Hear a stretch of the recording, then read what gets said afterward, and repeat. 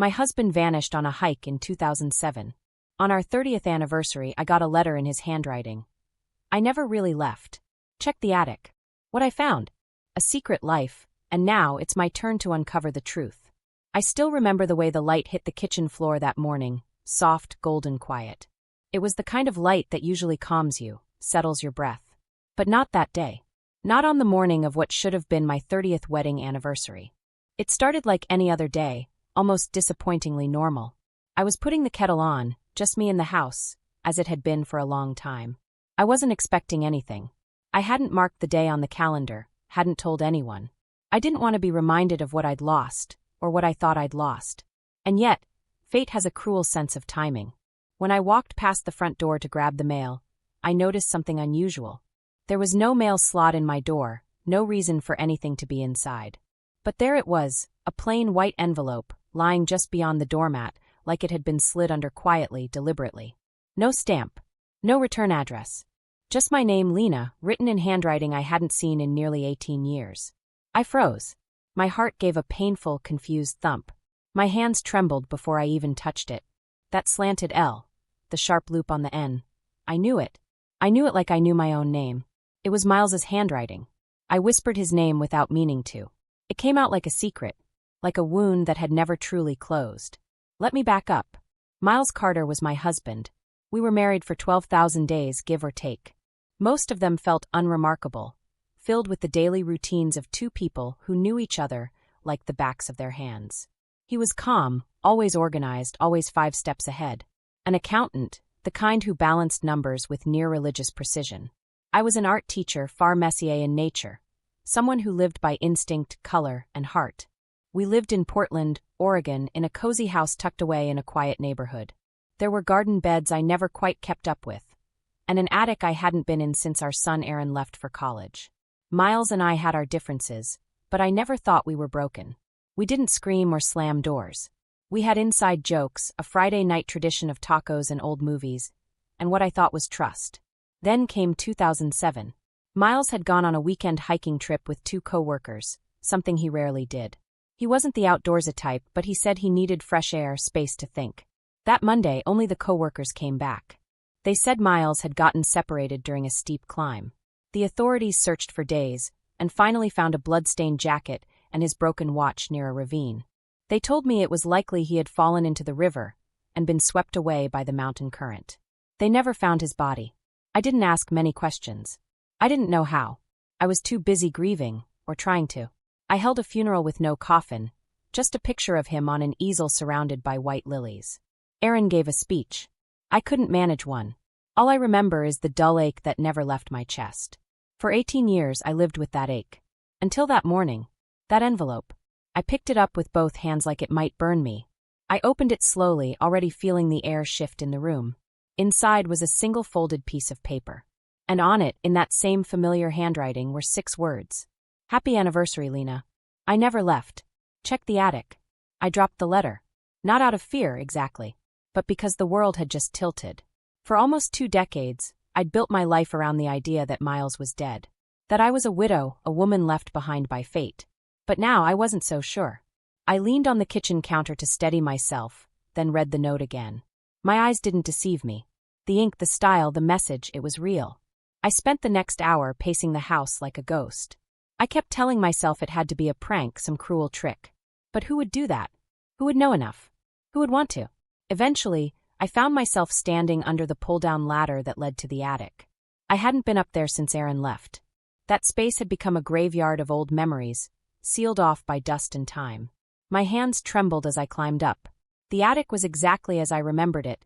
Hot, stale, crowded with boxes we never unpacked. I moved aside a few things, my breath short. Then I saw it. A medium-sized metal box, tucked behind a rolled-up rug. It looked out of place, too clean, too deliberate. I opened it. Inside were documents. Fake IDs. Cash, at least $15,000 in thick bundles. A driver's license with Miles's face, but a different name, Nathan Hale. And then the photographs. Miles smiling with a woman I didn't know. Holding hands with her on a pier. Sitting at a dinner table with 2 teenage kids, a boy and a girl, who looked just enough like him to make my stomach twist. My knees buckled. I sank to the attic floor and cried, Not just for the man I lost, but for the woman I had been. The woman who spent years whispering apologies to a grave that wasn't real. The woman who blamed herself for being too boring, too routine, too much. He hadn't died. He ran. He started over. He abandoned me. And suddenly I wasn't crying anymore. I was shaking. Not from grief. From rage. This wasn't heartbreak. This was betrayal so deep, it poisoned my memories. I had mourned a man who had simply chosen to vanish. And now I had to decide what to do with the truth. I climbed down from the attic and locked the box in my old art cabinet.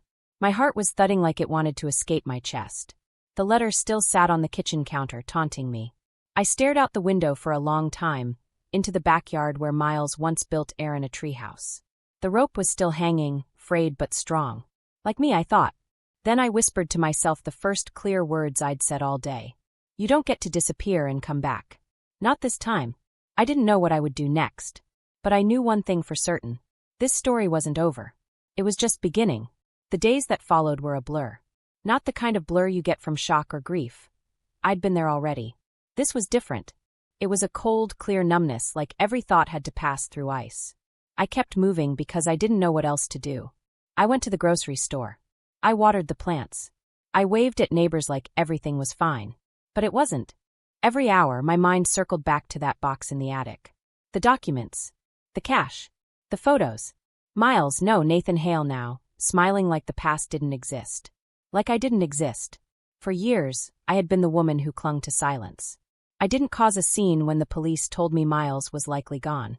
I accepted their story, the ravine, the blood-stained jacket, the broken watch. No body, they said, but the chances of survival were slim. They didn't push for more. And I didn't push back.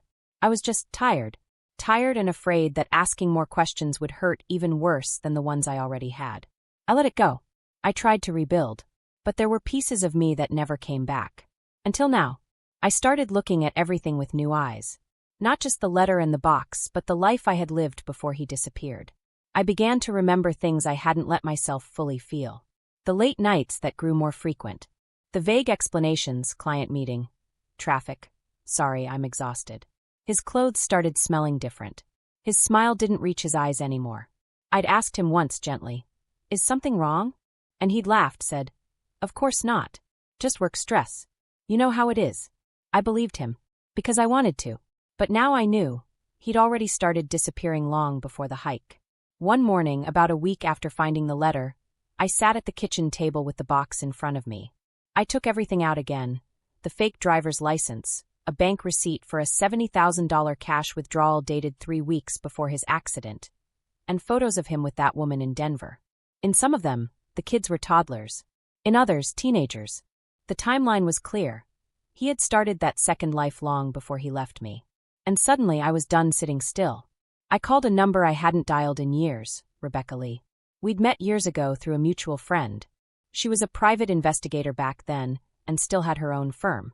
I didn't even know if she'd remember me, but when she picked up, her voice was sharp, warm, and unmistakably her. "Rebecca? It's Lena Carter. I need help." I didn't need to say much more. By that afternoon, I was sitting in her office, a quiet space tucked above a florist's shop in southeast Portland. The windows were dusty, but the desk was clean. Rebecca had always been the kind of woman who remembered details, and it showed in the way she listened to every word I said, without interrupting, without pity. I slid the photos and documents across the table. Her eyes didn't widen. She just nodded. "How long have you known?" "A week," I said. "I found the box in the attic. After he contacted me." "He contacted you?" Her brow lifted. I nodded and told her about the letter. He said, "I never really left. Check the attic." Like this was some kind of sick reunion. Rebecca leaned back in her chair. "You want to find him?" "I already did," I said, my voice steady. "He's in Denver. He has a wife. 2 kids. He's living under a new name. What do you want from this, Lena?" It was the right question, and I'd already thought about the answer. "I want proof. Legal proof. And I want him to face consequences, whatever that looks like. He left me in limbo for 18 years. I lived as a widow. I buried a man who never died." She gave a slow nod. "I'll need a few days." As I was leaving, she paused and looked at me. "You're stronger than you think." I smiled without meaning to. Not strong. Just finally awake. That night, I sat in bed, staring at the ceiling fan. The hum used to lull me to sleep, but now it just reminded me of how many nights I'd spent lying next to a man who had already checked out. A man who had stood beside me at family dinners, laughing with Aaron, knowing full well he had another family in the shadows. Aaron. I hadn't told him yet. I couldn't. Not until I knew what I was going to do. He was living in Austin, married, no kids yet, working in software development. We talked weekly, sometimes more. I didn't want to shake up his world until I was sure I could handle mine. 2 days later, Rebecca called me. She had names, addresses, and a stack of photos. Nathan Hale, aka Miles Carter, owned a home in suburban Denver, was employed under his new identity as a financial consultant, and had no known criminal record. And the woman? I asked. Emily Hale. Married to him for nearly 16 years. Records show no marriage license under the name Miles Carter. He's legally still married to you. That sentence hit harder than I expected. So he's been living a lie. Rebecca nodded. A carefully constructed one. But it's crumbling. I called Carla Mendez, a lawyer I had met through the local art council, now working in family law. We met in her office the next day. When I explained the situation, her face didn't change much, but her eyes hardened with interest. We'll need to take careful legal steps, she said. He committed identity fraud, bigamy, and may have made false claims under his fake identity. We start by collecting and notarizing your evidence. Then we file a civil petition to annul his second marriage and declare him legally alive again. I blinked. Declare him alive? Yes. You've lived under a false legal presumption of his death. We'll correct the record and begin the process to reclaim your legal and financial rights. I nodded slowly. It sounded cold, even harsh. But it wasn't about revenge. It was about truth. Carla leaned forward. Are you ready for this? I didn't hesitate. Yes. I've lived long enough in his shadow. And so, with Rebecca and Carla on my side, the gears began to turn. I scanned every document, printed backup copies, and stored them in a locked cabinet. I opened a new folder on my laptop and titled it Restoration. Not revenge. Not closure. Just the process of rebuilding a life that had been stolen. But then something happened that I wasn't expecting. Aaron called me one evening. His voice was quiet. Shaken. Mom, I got a weird email today. I held my breath. From someone named John Hale. He said he used to know Dad. Said he was proud of me. That he's followed my life from afar. That he's sorry. My stomach twisted. Did you reply? I asked. No, but it creeped me out. Who is this guy? I closed my eyes. It was him. Miles. Reaching out to his son from the shadows. I said calmly, don't respond. Forward it to me. I'll take care of it. Aaron paused. Mom, is there something you're not telling me? Yes, I whispered. But not yet. After the call ended, I opened a blank document on my computer and typed a simple letter. Then I printed it and placed it in a plain envelope with no return address. I know everything. Do not contact Aaron again. You may have left me, but I finally left you. No signature. No emotion. Just truth, sharp and clean. He wanted to be a ghost. I would show him what happens when ghosts are seen in daylight. I didn't sleep the night I sent the letter. I lay there with the window open just a crack, listening to the sound of rain tapping the glass. It felt like the whole world was holding its breath. I kept seeing his name, Nathan Hale, in my mind, floating like a ghost above everything. And I kept hearing his voice, which I hadn't actually heard in almost 2 decades, just imagined in that same calm, steady tone. Lena, I had no choice. But he did. He made every choice with care. He chose to disappear. He chose to lie. He chose to build a life without me and never look back. The next morning, I got up early, showered, dressed with purpose. Not in sweats like usual, but in a crisp shirt and jeans that actually fit me right. I even put on earrings, small silver hoops Miles had given me on our 5th anniversary. I didn't wear them for sentiment. I wore them as armor. I went downtown to meet with Carla. She had everything ready, legal documents, declarations, and next steps. We were going to begin the petition process to declare Miles alive, which sounded insane when I said it out loud. But the law didn't care about feelings. And I didn't either anymore. I cared about facts. Rights. Justice. We'll be filing a formal challenge to the death certificate, Carla explained. Once it's revoked, we can proceed with the civil petition to expose the fraudulent second marriage and pursue restitution if needed. Restitution. That word stuck with me. I didn't know what Miles owed me, but I knew it wasn't just money. It was years of my life. 18 of them. I would never get them back, but I could at least stop carrying the blame for his vanishing act. Carla looked up at me over her reading glasses. You're doing the right thing, Lena. Quiet justice is still justice. I nodded, my jaw tight. I'm not out to ruin his life. I'm just taking mine back. And that's exactly what I started doing. At home, I cleared out the attic, not just the box, but everything. Miles's old coats. A box of ties he hadn't touched since the 90s. His college textbooks. I packed it all in black bags and left them by the door for donation. Every item that reminded me of him, of us, went out. I kept only what belonged to me. My paintings, my old journals, photos of Aaron growing up. That night, I sat with a cup of tea in the cleaned-out attic, now echoing with space and air, and started planning. I had forgotten how powerful planning could feel. For years I had simply reacted. Now I was leading. I made a digital folder on my laptop, labeled Truth. In it, I saved scans of every document, fake IDs, bank slips, old receipts, every lie that had been carefully planted by Miles and quietly preserved by me.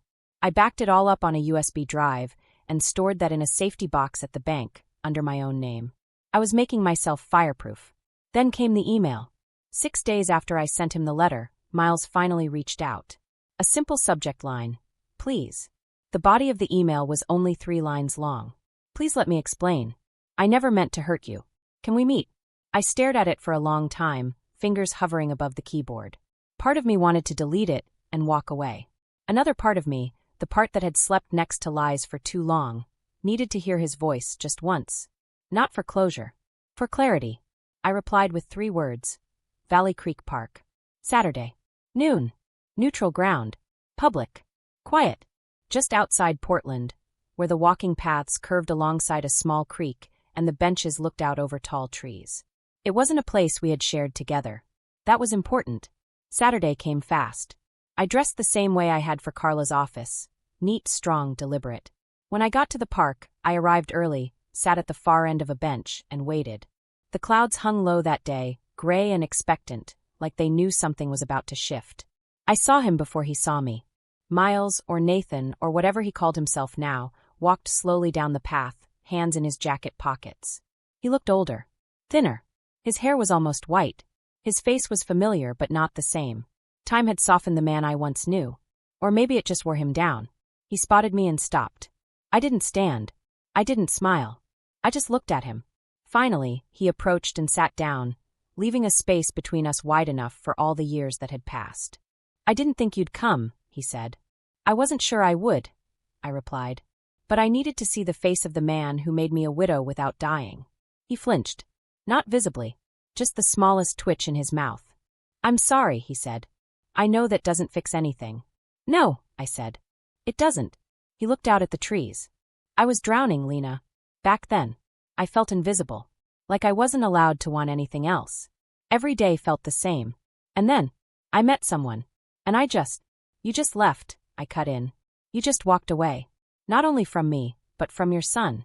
Your life. You could have said something. You could have left like a man. But you chose to vanish and let me live with the pieces. He turned to me slowly. I thought it would be kinder. I laughed. Bitter, quiet. You lied to my face for months, maybe years. You made me think I wasn't enough. And then you left me to mourn a man who still had a heartbeat. You didn't spare me pain. You sentenced me to a lifetime of questions. I didn't know what else to do. You could have told the truth. You could have signed a divorce paper. You could have said goodbye. His hands trembled slightly. I couldn't. I wasn't strong enough. I looked at him then, really looked. And I realized something. He wasn't a monster. He wasn't some evil mastermind. He was a coward. A small, selfish man who took the easy way out and dressed it up as mercy. I'm not here to punish you, I said, standing slowly. But I want you to know, I remember everything. And I am not afraid of you anymore. I'm not angry. I'm free. That's what you gave me without meaning to. He didn't speak again. He just looked at me like he wanted to say something but didn't know where to begin. And I left him there, sitting on that bench in the cold gray silence. I didn't look back. On the drive home, I felt something I hadn't felt in years, stillness. Not emptiness. Not sorrow. Just peace. But that peace didn't last long. 3 days later, I received a letter in the mail from Emily Hale, his second wife. The handwriting was neat, unfamiliar, but the message inside was careful and heartfelt. I don't know you, but I owe you an apology. She told me Miles, Nathan, had confessed everything after receiving the legal notice and after our meeting. He had admitted the lies. The second life. The marriage he had never ended. Emily was devastated. And furious. I had no idea, she wrote. I married a man I didn't fully know. I believed his story. I loved him. But now I'm ending this. The children and I will rebuild, and I hope one day you find peace. I folded the letter and placed it beside my journals. It was the first time in years I felt like someone truly saw what I'd survived. I didn't reply. I didn't need to. Because something had finally shifted. And not just in him. In me. After Emily's letter, everything quieted down. Not in the hollow, lifeless way it used to. This was a different kind of quiet, intentional, firm. Like the house had finally exhaled after holding its breath for years. I could feel it in the air, in the stillness of the rooms, in the warmth of the morning sun spilling through the kitchen window. It wasn't haunted anymore. The shadows weren't waiting to surprise me. The past was still there, yes, but it didn't control me. I kept going. Not out of habit or survival, but because I had momentum now. A direction. I was taking my life back step by quiet step. It was strange how different everything looked once you stopped looking for ghosts. I didn't tell Aaron much, not yet. Just that there were things I'd been dealing with that I would explain soon, and that he didn't need to worry. He respected that. He always had. He'd inherited Miles's calm demeanor, but none of his silence. Aaron never disappeared from people. He showed up even when it was hard. Especially then. One afternoon I was sorting through the rest of the attic, what little remained, when I came across a sketchbook I hadn't seen in years. It was tucked inside an old suitcase, next to a box of acrylics so dried out I could hardly recognize the colors. I flipped through the pages slowly, like each one might tear from time. Inside were rough portraits, some half-finished. Miles's face appeared a few times. But mostly it was me, my own hands, my reflection, my shadows. I used to draw when I felt unsure. When I needed to see myself clearly again. I hadn't done that in a long, long time. That night, I set up a small table in the attic, dragged in an old lamp, and sat down with a blank page. I sharpened a pencil. I began to draw. It wasn't anything dramatic. Just my hand curled over the edge of the paper. But something about it made me feel real again. Like I was coming home to myself. That was when I decided to repurpose the attic, not as a place for boxes and things left behind, but as my space. A studio of sorts. A quiet place to remember who I was before grief hardened me. While I painted, Rebecca and Carla kept working behind the scenes. Carla filed every necessary document, chased every loophole, prepared statements. Rebecca followed paper trails, gathered more evidence, and even tracked down old bank transactions that confirmed Miles had opened multiple accounts under both identities, his original and the false one. He'd been careful but not perfect. Somewhere along the way, he must have stopped looking over his shoulder. I didn't want to bring scandal to his doorstep, especially not to Emily or the kids. But I wanted the truth on record. I wanted the world, legally, officially, to reflect what I had lived through. Carla called one Thursday morning with news. Her voice was calm, but I could hear the tension under the surface. "Lena, we have what we need. The petition to revoke his death certificate has been accepted. We'll proceed with the challenge to his second marriage next." I swallowed hard. "What happens then?" "Well," she said, "his second marriage will be voided. He'll be flagged for potential fraud. Any financial activities linked to that identity can be reviewed for civil liability." I closed my eyes. It wasn't about revenge. I reminded myself of that. But I couldn't lie, it felt like balance. Like the ground under my feet was finally leveling out after years of walking lopsided. Later that day, I went for a walk down the street. The neighborhood hadn't changed much. Same families, same sidewalks, same trees rustling in the afternoon breeze. But something had changed in me. The Andersons were outside raking leaves. Mr. Anderson gave me a surprised wave. "Well, hello there, Lena. Haven't seen you out much lately."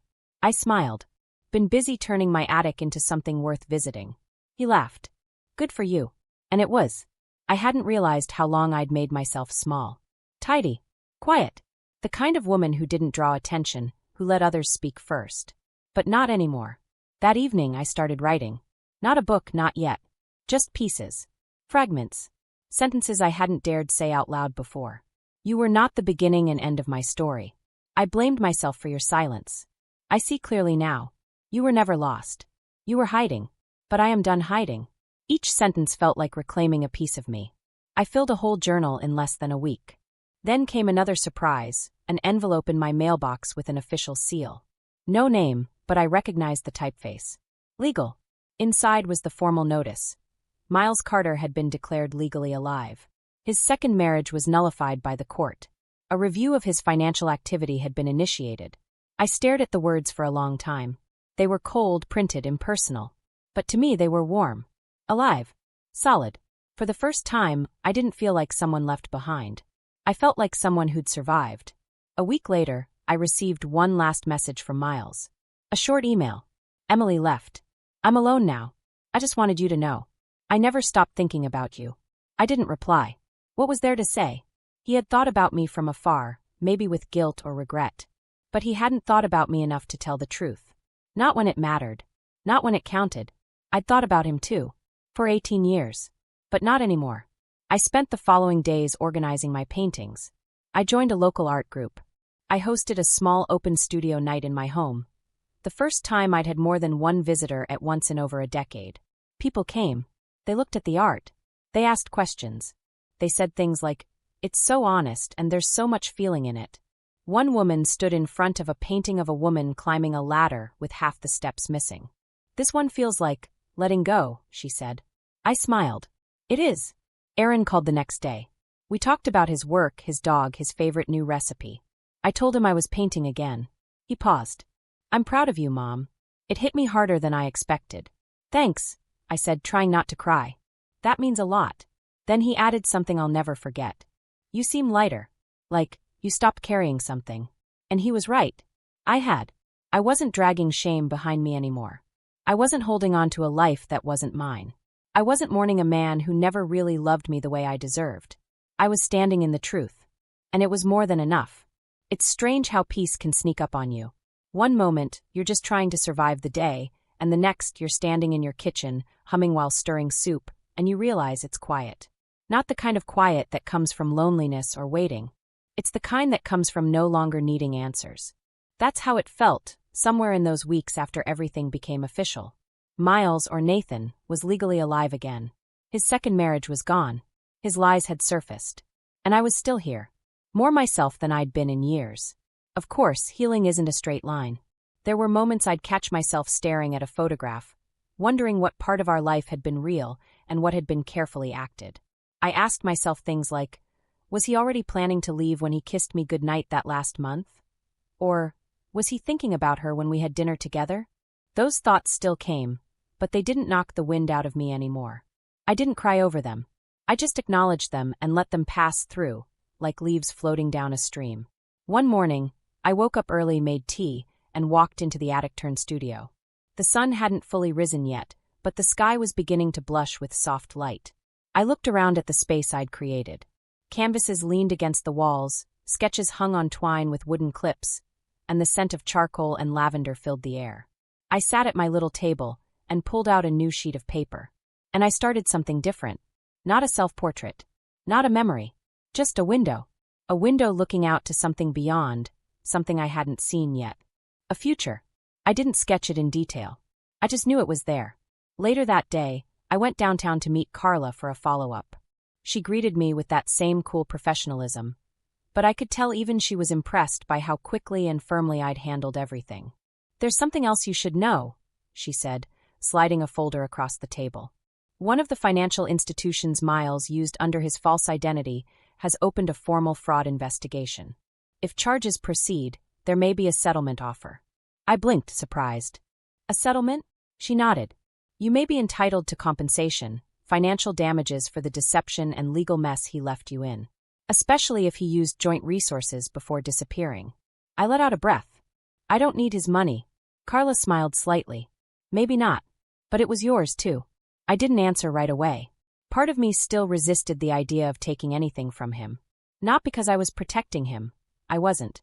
But because I didn't want anything from that life anymore. Not even a refund. Still, Carla was right. He'd taken $70,000 before he left. That money could have helped me rebuild after he vanished. Instead, I'd scraped by, budgeting every dollar, picking up side jobs teaching art at night schools and community centers, always telling myself, don't spend too much. What if things get worse? Maybe it was time that money came back where it belonged. "Okay," I finally said. "If it happens, we'll handle it." Carla nodded. "I'll keep you updated." On the way home, I stopped by a local nursery. I hadn't bought plants in years, not since the ones Miles and I used to grow together shriveled up from neglect. But now, something about the green leaves, the smell of soil, made me feel rooted again. I picked out a few small herbs, basil, rosemary, mint, and a flowering plant I didn't recognize but liked anyway. The woman at the counter told me it symbolized resilience. Perfect, I said. That weekend, I planted everything along the side of the house. My fingers dug into the earth, cold and rich, and for the first time in ages, I didn't feel like I was burying something. I felt like I was growing. Not long after, I got another call from Rebecca. Her voice was calm but with that sharp undertone that always meant something important had happened. "He's been served," she said. I was standing at the sink rinsing dishes. "Served? With the petition, the financial inquiry, everything. His accounts are frozen for now. They're investigating possible tax evasion, too." I set the plate down carefully. What does that mean for him? If they press charges? Fines. Maybe worse. At the very least, a permanent record. He's going to have to explain a lot. And from what I found, his current employer didn't know about his past. I didn't smile. Not exactly. But I did feel something close to relief. Not because I wanted to ruin his life. I didn't. That wasn't what this was about. It was about truth. About accountability. About finally living in the light. Later that week, I received a package. A small box, no return label, but it wasn't hard to guess who it was from. Inside was a single object. The watch. The same one the authorities had supposedly found near the ravine 18 years ago. The one they told me was blood-stained and broken. It was clean now. Polished. Ticking softly. There was no note. No explanation. Just the ticking. I stared at it for a long time. The weight of it in my hand didn't feel heavy, it felt hollow. And then I put it in the drawer. I didn't want it. You can't rebuild with parts of a lie. A few days later, Aaron called. This time I was ready. I told him everything. I didn't go into too much detail, just the truth. His father had faked his death. He'd built a second life. I had discovered it. And I had done everything I needed to protect myself and him. There was silence on the other end. Long enough that I started to worry. Then he exhaled slowly. "Thank you for telling me," he said. "Are you okay?" "No," he answered honestly. "But I'm proud of you." That was enough. I told him about the studio. The plants. The journal. The art show I was thinking of doing in the fall. He listened. He asked questions. He said, "You sound different, Mom." And I did. I was different. I had gone from being a woman clinging to a memory to a woman standing in her own story. Before we hung up, Aaron said something that stayed with me for days. "You didn't just survive him, Mom. You outgrew him." And he was right. That night, I lit a candle in the attic and stood by the window. I looked out over the trees, the rooftops, the stars just beginning to show. I didn't feel small anymore. I felt real. And I knew this was only the beginning. I think some part of me always expected him to come back, not in the way you see in movies, with flowers or apologies or some dramatic, teary speech. No, I thought he might just appear someday, years later, standing at my door like nothing happened. That I'd open it and he'd say, "Lena, I made a mistake," and for a second I wouldn't know if I was supposed to scream or faint. I'd imagined that moment too many times to count. But when the truth finally did return to my doorstep, it didn't come with roses. It came in an envelope, a watch, an email. A mess. A slow, unraveling mess. I had dealt with that mess. Bit by bit. Document by document. But there's one thing no amount of paperwork or court orders can settle. Your heart. Not the part that loves. No, that was long gone. I'm talking about the part that trusted. That little voice inside you that says you're safe now. No one's lying. No one's hiding. That voice didn't come back all at once. But one morning, it started to whisper again. It was a Wednesday. Cloudy cool. I was baking lemon shortbread cookies, the kind I used to make for Miles, not because he ever asked or even thanked me, but because it was a small thing I could control. Now I made them for myself. The house smelled sweet and sharp, and I had music playing low in the background. I'd just pulled the tray from the oven when my phone buzzed on the counter. It was Aaron. I wiped my hands and picked up. "Hi, sweetheart." His voice was softer than usual. "Hi, Mom. You busy?" I knew the tone. Something was coming. "Just finished baking." "What's going on?" He hesitated for a second, and I felt my shoulders tighten. "I got a letter," he said finally. "From Dad." Time didn't stop. Not really. But something inside me paused. My breath caught. I sat down slowly on the kitchen stool. "A letter?" Yeah, he said. Just a couple pages. Handwritten. No return address. But it's him. I know it. I nodded even though he couldn't see me. What did it say? He let out a shaky breath. He said he's been following my life from afar. That he's proud of me. That he never stopped loving me. He said he hopes I can forgive him one day. But he didn't explain why he left. Not really. I stared at the counter. The cookies sat cooling beside me, untouched. What did you think? I asked. I didn't reply, Aaron said. I don't think I will. Honestly, I'm just confused. It's like he wants forgiveness but not a relationship. Like he wants to feel better without actually facing what he did. I closed my eyes. That sounded exactly like Miles. I'm sorry he put that on you. It's not your fault, he said quickly. Did you ever think he'd come back? I thought about it. Not just the idea of Miles physically showing up, but the belief that he might, one day, want to undo what he'd done. I used to, I admitted quietly. For a long time. I imagined it in 100 different ways. I used to think I wanted it. A doorbell. A confession. Some kind of story that made it all make sense. And now I realize, I said slowly, I never really wanted him to come back. I just wanted to stop feeling like I was the one left behind. Aaron was quiet again. Then his voice softened. You never talked badly about him, you know. When I was a kid. Even after. I know, I said. But that doesn't mean I thought good things. I just didn't want you to carry my grief. I always wondered what you weren't saying, he said. I thought maybe it was too painful to talk about. But now, I get it. You were protecting me from the truth. I smiled, sad and grateful all at once. I didn't want you to hate him. I wanted you to live your life without chasing his shadow. There was a pause. You're stronger than I ever realized, Mom. No, I said. I just stopped being afraid of the truth. After we hung up, I stood at the window for a long time, looking out over the garden I'd started planting again. The mint had grown tall. The basil was wilting a little. I made a note to water it. That night, I took out a letter I had written months ago. One I never sent. It was addressed to Miles. It wasn't angry. Not exactly. It was honest.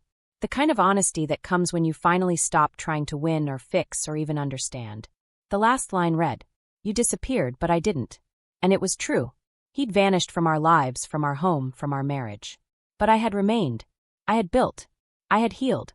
I had become something more. The next day, I went up to the attic. I hadn't changed much since finishing the space. It was still simple. Still mine. I brought my cup of tea and sat in the armchair by the little window. I stared at the soft light hitting the rug, listened to the birds outside, and pulled the old envelope from the shelf. The first one. The one that started it all. Happy anniversary, Lena. I never really left.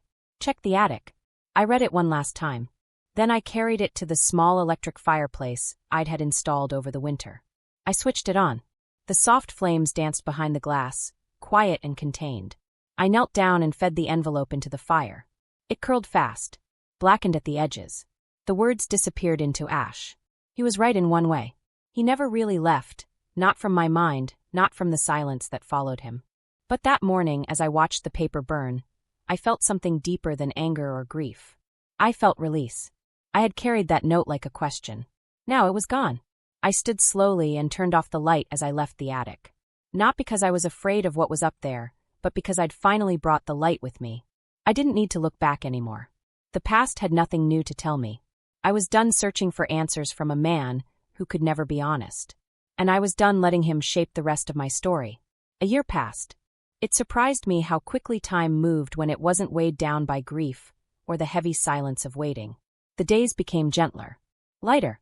I found myself waking up with purpose again. Nothing grand, just simple things. Making coffee before the sun came up, watering the herbs, walking the same neighborhood streets I'd once avoided because they reminded me too much of what I'd lost. Now they reminded me of what I'd survived.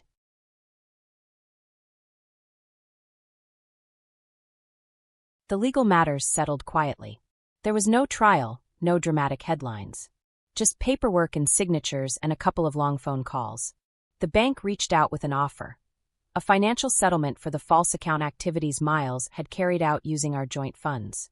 It wasn't everything he had taken, but it was enough to make something new with. Enough to mark an ending. I accepted it. Not for the money, but for the principle. It was a small, formal acknowledgement of what had been stolen from me. Closure doesn't always look like justice. Sometimes it looks like a check with your name spelled right, and a note that reads case resolved. I never heard from Miles again. After Aaron's letter, after my silence, he must have realized there was nothing more to say. I think he finally understood the power of being erased, not out of cruelty, but out of necessity. I didn't need revenge. I didn't want his world to burn. I just wanted mine to keep growing. Emily never contacted me again either. But I hoped she found her own version of peace. Her children were innocent in all of this, and I carried no anger toward her. I imagined her walking through her home one day, seeing it not as the place she built with her husband, but as her own. A place to start over. We were strangers, she and I, but connected by the same betrayal. The same wound. And maybe, somewhere in that quiet understanding, there was something like forgiveness. Spring came again. The second one since the attic letter.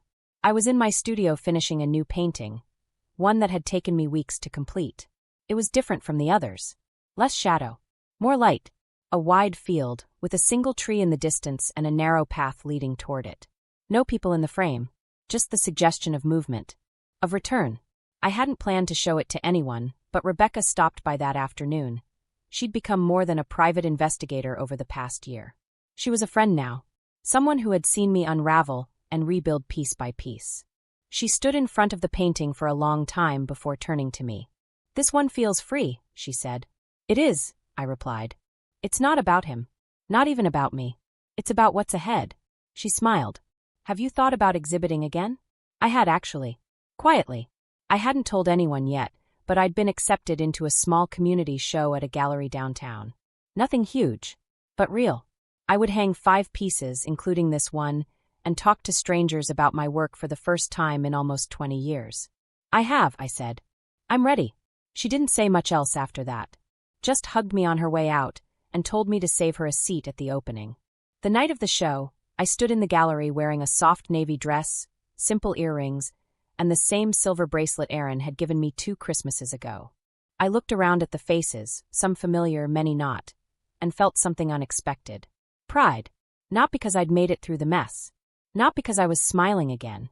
But because I had created something honest from it all. Not just art. A life. Aaron arrived halfway through the evening, flowers in hand. "You look incredible," he said, handing them to me. "And you didn't cry in the parking lot like you thought you would." I laughed. "Not yet."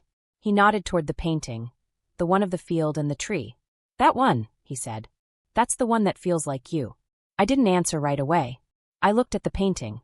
I saw the sky, open and endless. I saw the path. I saw the quiet. "It is me," I said. The me I forgot existed. After the show, I went home to the same house that had once felt too empty to bear. Now it felt full of light. I walked upstairs, past the old hall photos, into the attic one more time. The studio was still and welcoming. I sat down and opened a new journal. This time I didn't write about Miles. I didn't write about betrayal or court filings or grief. I wrote about resilience. About how you can lose years of your life to lies and still rise. About how love doesn't always end with a person. It can begin again with yourself. I wrote about Aaron. About how he had seen me break and then had the grace to never say, "I told you so." About how he had chosen kindness when I offered him the truth. I wrote about the attic, the letter, the watch, the way I'd stared at firelight as words turned to ash. And I wrote this sentence, careful and clear. I do not need to be whole to be free. I just need to be true. A few weeks later, I sent Aaron a package. Inside was a framed print of the tree painting and a note. "For your home. For your path. Thank you for walking beside me when I didn't know where I was going." He texted me a photo the next day, him standing beside the painting, smiling. The light in his living room hit the frame just right. I looked at the photo and smiled back, alone in my kitchen, morning sun warming the floor. This is where the story leaves off, I suppose. Not with a twist. Not with a reunion. But with a woman who was left and didn't stay lost. A woman who stood in the ruins, cleared the dust, and built again, not in spite of the damage, but because of it. I never got an apology that healed me. I healed without it. I never got the answers I thought I needed. I made peace without them. And in the end, when I looked in the mirror, I didn't see the woman who was left behind. I saw the woman who kept going. The woman who came back to life.